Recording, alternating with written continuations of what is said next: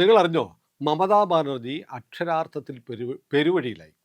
നമ്മുടെ മാധ്യമങ്ങളൊന്നും പറയത്തില്ല. കാരണം മമതാ ബാനർജി ഇന്ത്യയുടെ പ്രധാനമന്ത്രിയാവുമെന്നും ഇന്ത്യയിലെ ഹിന്ദുക്കളെ മുഴുവൻ ശരിയാക്കുമെന്നും മുസ്ലിങ്ങൾക്ക് ഈ രാജ്യം മുഴുവൻ പകുത്തു കൊടുക്കുമെന്നും കരുതിയിരുന്ന ഒരുപാട് ആളുകൾ ജീവിക്കുന്ന നാടാണ് കേരളം.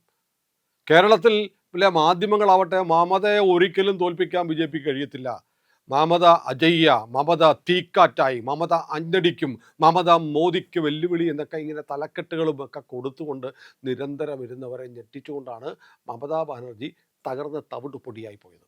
ഇപ്പോൾ ദാ മമതാ ബാനർജിക്ക് പാർട്ടി നഷ്ടപ്പെട്ടു, പാർട്ടി ഓഫീസ് നഷ്ടപ്പെട്ടു, അവരുടെ പാർട്ടി പ്രസിഡന്റ് സ്ഥാനവും നഷ്ടപ്പെട്ടു. ഇന്നലെ ഋതബ്രത ബാനർജി എന്ന് പറയുന്ന ബംഗാളിലെ പ്രതിപക്ഷ നേതാവ് മമതാ ബാനർജിയുടെ കൂടെയുള്ള 58 MLA-മാരെയും കൊണ്ട് പോയി പ്രതിപക്ഷ നേതാവായി വന്ന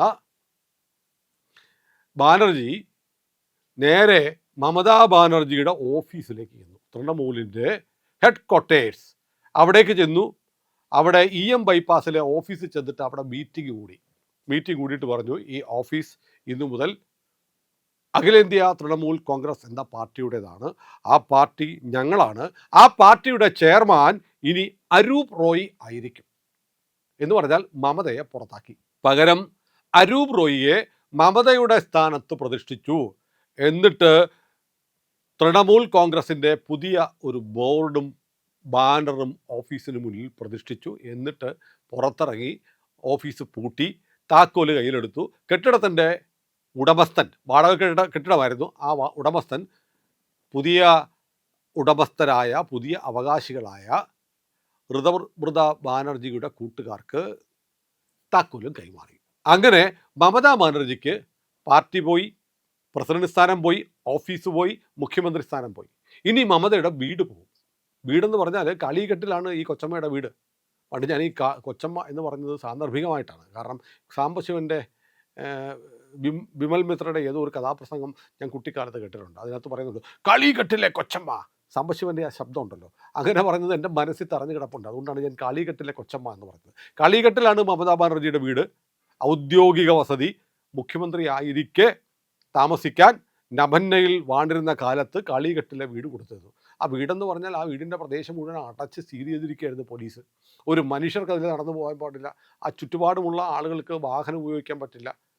അവർ പുറത്തിറങ്ങണമെങ്കിൽ അവിടെ ഉള്ള പോലീസ് ചെക്ക് പോസ്റ്റുകളിൽ ID കാർഡ് കാണിച്ചിട്ടേ പോകാൻ പാടുള്ളായിരുന്നു. ഇപ്പോൾ അതെല്ലാം മാറ്റി. മമത ഇപ്പോൾ അവിടെയുണ്ട്.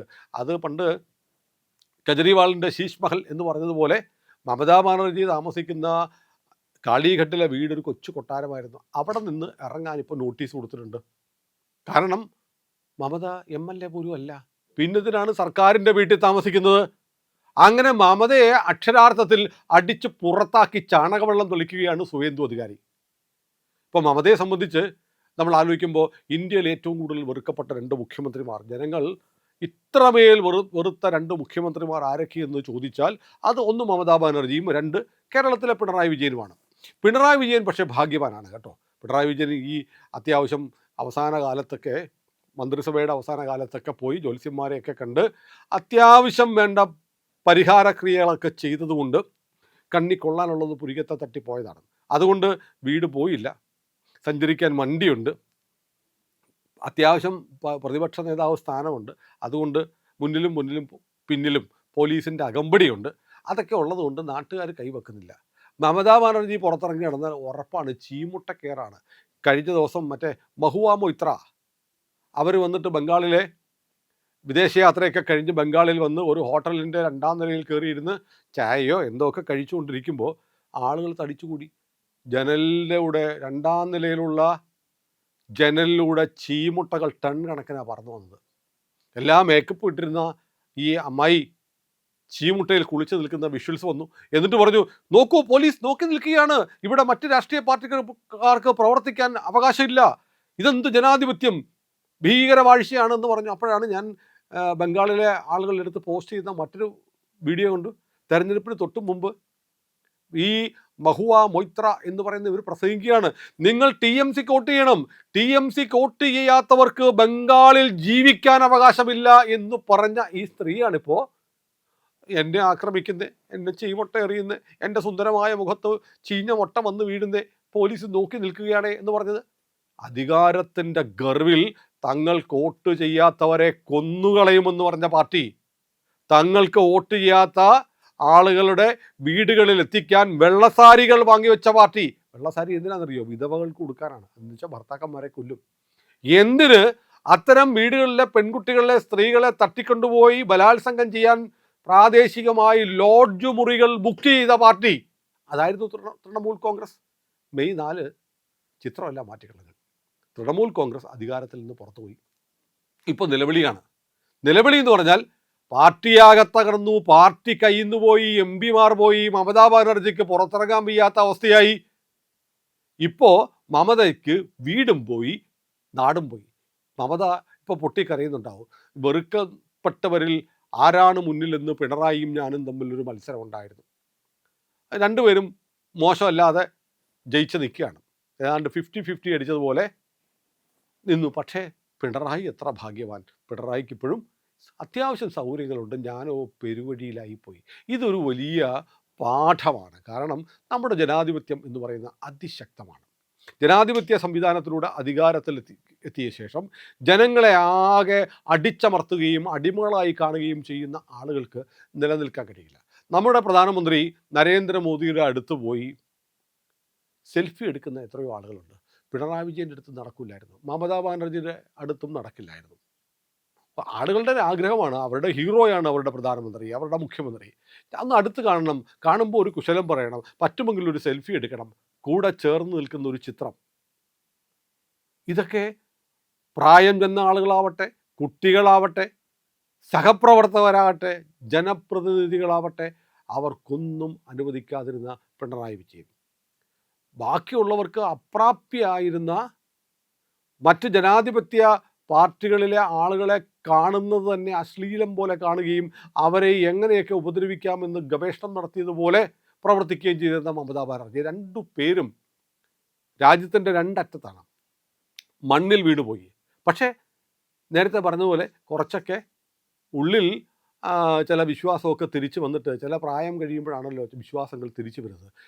തിരിച്ചു വന്നിട്ട് ചില പരിഹാര ക്രിയകളൊക്കെ ചെയ്ത് മകളെയും ഭാര്യയെയും ചില ക്ഷേത്രങ്ങളിലേക്കൊക്കെ പറഞ്ഞയച്ചതിൻ്റെ ഫലമായി പിണറായിക്ക് മമതയെ പോലെ ആവേണ്ടി വന്നില്ല. പക്ഷേ കാലം എന്തൊക്കെയോ കരുതി വെച്ചിട്ടുള്ള പിണറായിക്ക് നേരെയും. ഏതായാലും മമതാ ബാനർജിയെ സംബന്ധിച്ചിടത്തോളം വല്ലാത്ത ദുരന്തമാണ്. കാരണം ഋതബ്രത ബാനർജിയും സംഘവും, അതായത് ബാനർജിയും ഫിർഹദ് ഹക്കീം എന്ന് പറയുന്ന അദ്ദേഹത്തിൻ്റെ വിശ്വസ്തനായ MLAയും കൂടെ ചേർന്ന് ഇലക്ഷൻ കമ്മീഷൻ്റെ മുമ്പാകെ ഹാജരായിട്ടുണ്ട്. ഇലക്ഷൻ കമ്മീഷൻ്റെ ഫുൾ ബെഞ്ച് അവരെ കേട്ടിട്ട് അവരോട് പറഞ്ഞു, ഒരു കാര്യം ചെയ്യ്, നിങ്ങളുടെ ഡോക്യുമെൻറ്റ്സ് തന്നല്ലോ, ഇനി ഞങ്ങൾ അവരോടുകൂടെ ചോദിക്കട്ടെ, അവർക്ക് പറയാനുള്ളതോടെ കേൾക്കും. 9-ാം തീയതി മമതയുടെ ടീം എന്തെങ്കിലുമൊക്കെ പറയാനുണ്ടോ എന്ന് അറിയിക്കാൻ ഇലക്ഷൻ കമ്മീഷൻ പറഞ്ഞിരിക്കുകയാണ്. എന്തിനെക്കുറിച്ചാണെന്നറിയോ? അതായത് തൃണമൂൽ കോൺഗ്രസ് എന്ന പേര് ഋതബ്രത ബാനർജി പറയുന്നു ഞങ്ങൾക്കാണ് അവകാശപ്പെട്ടതാണ്, പാർട്ടി ഞങ്ങളുടേതാണ്, ചിഹ്നം 2-ലെ ചിഹ്നമാണ് തൃണമൂലിൻ്റെ ചിഹ്നം, ആ ചിഹ്നം ഞങ്ങളുടേതാണ് എന്ന് പറയുന്നു. അവരാണ് ഭൂരിപക്ഷം, അവർക്കാണ് നിയമസഭയിൽ ഭൂരിപക്ഷം. നിയമസഭാ സ്പീക്കർ അവരുടെ പാർട്ടിയെ അംഗീകരിച്ചിട്ടുണ്ട്. അതുകൊണ്ട് മമത അല്ല ഇനി ഈ പാർട്ടിയുടെ നേതാവ്, തൃണമൂൽ എന്ന് പറഞ്ഞാൽ ഞങ്ങളാണ്. ഇതാണ് മഹാരാഷ്ട്രയിൽ സംഭവിച്ചത്. ശിവസേന എന്ന് പറയുന്നത് ഇപ്പോൾ ഷിൻഡെയുടെ പാർട്ടിയാണ്. ഉദ്ധവിൻ്റെ പാർട്ടി ഒരു ശിവസേനയുടെ വേറൊരു രൂപം മാത്രം. ഔദ്യോഗിക പാർട്ടിയായി NCP ഔദ്യോഗിക പാർട്ടിയായി അജിത് പവാറിൻ്റെ പാർട്ടി മാറി. ശിവസേന ഷിൻഡെയുടെ പാർട്ടിയായി ഒഫീഷ്യൽ പാർട്ടിയായിട്ട് മാറി. ചിഹ്നവും അവർക്കാണ്.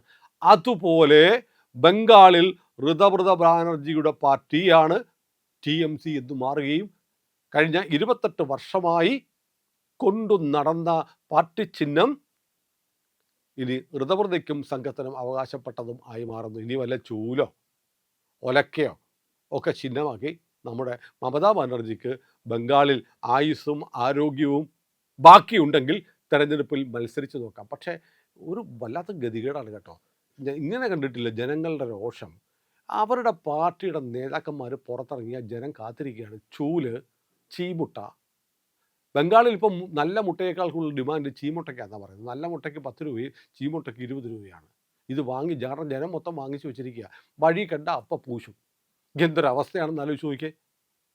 കാരണം അത്രമേൽ ജനങ്ങളെ വെറുപ്പിച്ചു. എങ്ങനെയൊക്കെ ജനങ്ങളെ വെറുപ്പിക്കാമോ അതിൻ്റെ പരമാവധി ചെയ്ത് ബംഗാളിനെ ഒരു ഗുണ്ടാ രാജ്യമാക്കി, ഒരു അനാർക്കി സ്റ്റേറ്റ് ആക്കി മാറ്റി ഭരിച്ച മമത അനുഭവിക്കുകയാണ്. അപ്പോഴും പറയും പിണറായി നീ എത്ര ഭാഗ്യവാൻ.